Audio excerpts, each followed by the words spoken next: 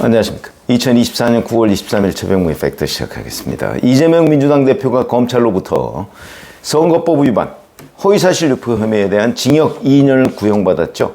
이렇게 되니까 민주당이 검사 압박, 검찰 압박을 제기했습니다. 자, 우선 오늘이죠. 국회 법사위원회에서 검사가 법을 왜곡해서 기소할 경우에 처벌하는 법 왜곡죄, 이렇게 우리가 흔히 얘기하지만 형법 개정안입니다. 이거를 이제 본격 논의하겠다, 이런 거죠. 대장동 변호사 출신이죠. 그 다음에 당 검찰개혁 TF 이건태 대표라는 사람이 이제 이건태 의원이 대표 발의하는 겁니다. 이 부분은 이제 검찰이 법을 왜곡하면 당연히 처벌을 받아야 되는 거죠. 직권남용 이런 건데 굳이 이거를 형법을 개정해서 거기에 포함시키겠다 하는 건 검사들 보고 자 한번 이 사례를 보고 반성해라. 왜 죄 없는 이재명을 기소하느냐? 이런 식의 압박으로 보입니다. 실제 이게 성사될지 모르겠습니다. 왜 그러냐면 이미 다 직권남용이니 이런 것들이 다 법에 규정되어 있는데요. 검사가 법을 왜곡하면 처벌받아야죠. 당연한 얘기를 또 한 번 꺼내들고 자꾸 언론 플레이하는 이유는 결국 검찰 압박이다. 이런 거고요. 그 다음에 검찰이 그 사건 배당을 자기 마음대로 하는 거, 그걸 막기 위해서 대검에 사건 배당 기준위원회 이런 걸 설치한다.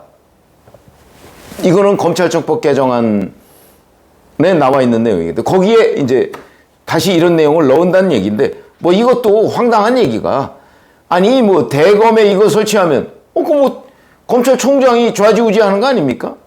지금이나 무슨 차이가 있습니까? 그러나 역시 압박용이다. 왜? 지금과 별 차이 없는 걸 또 하겠다고 지금 나오는 거. 이런 거죠. 그 다음에 법무부의 검사 인사 평가 기준. 여기에다가 기소사건 대비 유무죄 판결 비율 이런 것들을 포함시키겠다. 이게 이제 검사의 마구잡이 기소 이런 거를 막겠다. 이런 의미인데 그 검사 동일체의 원칙이라는 것이 이제 공식적으로는 폐지됐지만 아직도 중요한 거. 예를 들어서 자, 이재명의 징역 2년을 구형하겠다. 이런 거는요, 담당 검사가 아마 이창수 서울중앙지검장한테 보고하고, 이창수 서울중앙지검장이 지금 새로 된 심우정 검찰총장한테 보고해서 허락을 받고 징역 2년을 구형했을 겁니다. 그건 당연한 겁니다. 그러니까 아직도 검사 동일체의 원칙이라는 것이 작동하고 있는 거죠. 그렇기 때문에 기소사건 대비 유무죄 판결? 이렇게 되면 일선 검사들이 아니 중요 사건은 다 지휘부의 그 지휘를 받아서 한 건데 이거 왜 내가 책임져? 이렇게 되는 거죠. 그렇기 때문에 이것도 근데 검사 인사는 법무부 장관이 하거든요. 어찌 보면 오히려 자 이렇게 검찰청법을 개정해서 그 기소 대비 예를 들어서 무죄가 많이 나온 검사는 좌천을 시킨다. 오히려 그런 사람이 그런 중요 사건에서 지휘부의 지시를 따르다가 무죄를 받았다. 이러면 오히려 우대될 거요. 그러니까 이것도 무의미한 겁니다.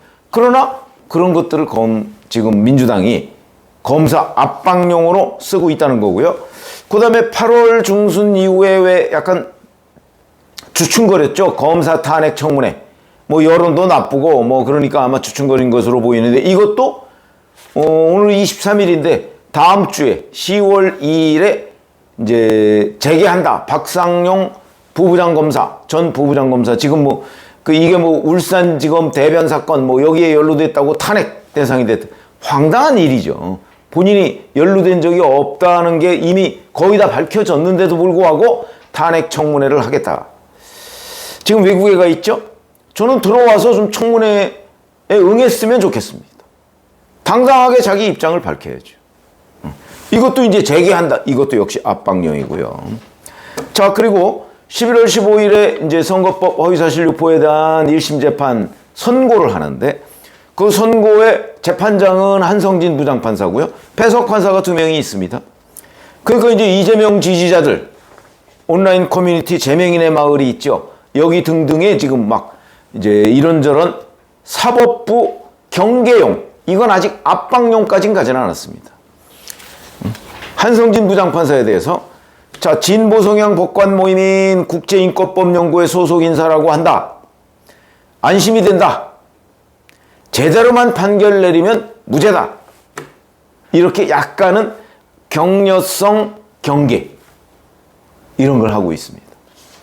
그 다음에 의중교사 심리를 하고 있는 김동연 부장판사에 대해서는 이 판사가 전북 출신인데 눈치를 보고 있는 것 같다. 판례기라는 게 이제 그들 표현대로 판사 플러스 쓰레기 이런 뜻인데 판례기면 탄핵하겠다. 탄핵은 자기들이 하나요? 탄핵은 국회의원들이 하는 겁니다. 그러나 이제 국회의원들한테 영향을 미치겠다. 뭐 이런 협박용으로 보입니다.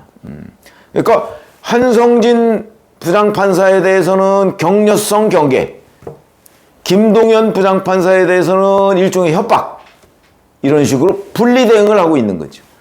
의중교사 혐의는 이제 30일, 다음 주 월요일이죠. 일주일 남았네요. 이제 결심을 하고요. 거기서 검찰 구형이 나올 겁니다. 아마 검찰은 당연히 징역형 구형을 하겠죠. 왜냐하면 의중교사 재판의 실제 선고는 징역형이 많습니다. 제가 어저께 그 말씀을 드렸지만. 그렇기 때문에 구형은 당연히 징역형, 뭐 징역 저는 뭐 징역 4년 정도 구형하지 않을까? 뭐 이렇게 제가 말씀을 드린 적이 있는데 그렇게 되면 뭐 나중에 이제 이게 가중사유까지 합치면 그러면 아마 보통의 경우에 뭐 징역 2년에서 3년 가중사유가 있을 때 뭐 그런 정도가 나온다는 게 법조계의 일반적인 견해입니다. 그 가중사유가 없을 때는 대략 뭐 징역 한 1년에서 1년 6개월 뭐 이 정도 나오는 게 보통이라고 하거든요. 지난 그 과거 의증과 의증교사 혐의에 대한 1심 선고를 분석해 볼 때 그렇다는 겁니다. 자, 그리고 박지원 의원. 2년을 구형한 검찰이 과연 당당한 민주검찰이냐? 현명한 재판장의 판단을 기대하겠다. 여기도 판사, 재판장을 경계하는 수준에 아직은 그치고 있습니다. 자, 현재는 검찰 압박을 통해서 판사에 대해서는 간접적으로 협박하는 우회 전략을 지금 쓰고 있는 것으로 보입니다. 그러니까 직접적으로 판사에 대한 협박까지는 가지 않은 거죠. 그러나 우리 이런 거 생각해 보시죠.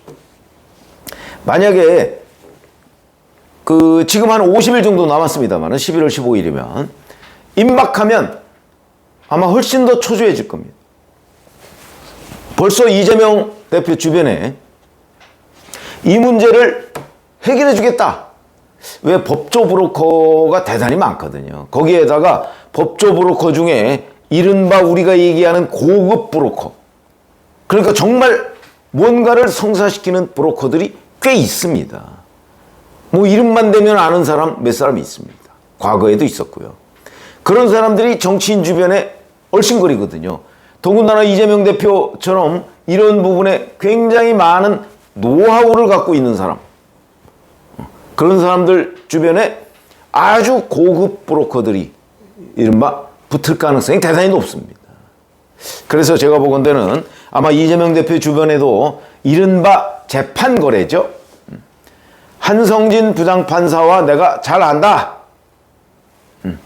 그렇기 때문에 이 문제를 거래를 해주겠다. 아마 이런 사람들이 있을 가능성이 대단히 높습니다. 사실은 이런 것들을 감시, 경계해야 되는 거죠. 뭐 누가 어떻게 하고 있는지는 모르겠습니다만은. 그래서 이 판사 주변에 기자들도 저도 뭐 법조기자 했습니다만은 잘 취재가 안 됩니다. 더군다나 여기 판사가 3명 있는 거 아닙니까? 재판장과 좌우 배석 판사. 잘 취재가 안 됩니다. 자기들 친구들 모임이나 이런 데 가서도 굉장히 입조심을 합니다. 근데 이거는 사법부 전체를 압박한다고 되는 일도 아니고 한성진 부장판사와 그 배석판사 2명. 왜냐하면 대개의 경우 이 3명이 협의하거든요. 물론 협의를 하더라도 재판장의 입김이 가장 크겠죠. 제일 고참이니까. 그러나 이 배석판사 누구 한 명이 반란을 일으킬 정도의 시스템은 아닙니다.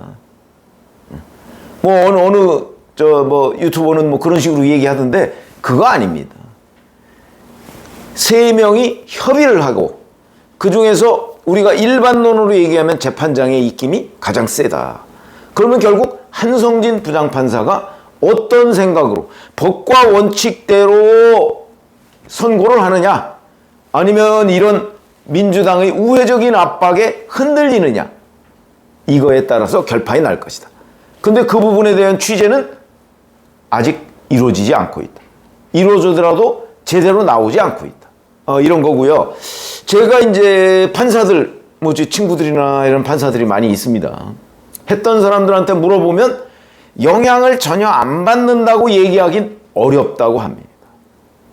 받을 거라는 거죠. 그러나 그렇다 할지라도 이게 제가 늘 두 가지 사건입니다. 김문기 씨를 알았느냐 몰랐느냐, 그 다음에 백현동 용도 변경인데, 백현동 용도 변경의 경우에는 너무나 명확한 증거가 있습니다. 김문기 씨를 알았느냐 몰랐느냐는 계속 본인이 몰랐다고 주장을 하니까 그냥 이재명 피고인은 원래 성남시장 때 그냥 바보처럼 있었고, 실질적으로 정진상 당시 보좌관이죠. 보좌관이 일 다 했다. 이제 이재명은 그냥 사인만 했다. 이 정도 수준이 되면 누군지도 몰랐다. 자기 핵심 참모인데도 그걸 뭐라고 하겠습니까? 그냥 바보였나? 이렇게 생각하는 수밖에 없는 거거든요. 주관적인 평가라는 거죠. 전 그것도 말이 안 된다고 생각하지만, 본인이 계속 주장하면 아니야, 당신은 알았을 거야, 그렇게 할 수도 있습니다. 그거는 좀 애매하고, 다만 백현동은 명백하죠. 공문이 있기 때문에. 귀시에서 저기 저리 바람, 그걸 협박이라고 주장하는 건 거짓말입니다. 이미 김인섭 씨, 그 백현동 로비스트라는 김인섭 씨 판결문에도 나와 있습니다. 김인섭의 로비에 의해서 이 백현동 사태가 해결됐다. 그래서 김인섭 씨는 시행업자로부터 80억 원이 넘는 현금을 수수했다. 현금하고 한바식당 운영권 이런 걸 수수했다. 이게 이미 나왔기 때문에 백현동 용도 변경이 김인섭의 로비에 의해서였다라고 한다면, 그러면 당연히 국토부의 협박에 의해서 이루어졌다는 이재명의 주장은 거짓말이죠. 그러니까 이미 판결이 있다. 그래서 제가 김인섭 판결문에 답이 있다 이렇게 말씀을 드린 적이 있는데, 그것처럼 이거는 너무나 증거가 명백하기 때문에 좀 흔들린다고 해서 이거를 무죄를 내릴 수가 없다. 저는 그렇게 보는 입장이고, 제가 취재한 판사들, 이 사건을 좀 아는 판사 출신들도 이거 무죄 내리기 어려울 거다. 아무리 봐주려고 해도 이런 입장인데, 글쎄 민주당의 그 판사 압박, 협박이 얼마나 먹힐지. 그건 앞으로 이제 50일 이상 남았습니다. 아마 그 11월 15일이 다가올수록 이 협박의 강도는 훨씬 더 강해질 겁니다. 그때 판사들이 얼마나 흔들릴 수 있을까, 이런 부분은 여전히 현장 기자들의 취재 대상이고요. 저희들의 감시 대상이기도 합니다. 그러나 어쨌든 현 단계에서 민주당이 검찰 압박을 통한 판사들 우회 협박에 다시 나섰다. 그거는 역시 최종 목표는 판사들에 대한 압박에 있다. 이렇게 말씀을 드리겠습니다. 고맙습니다.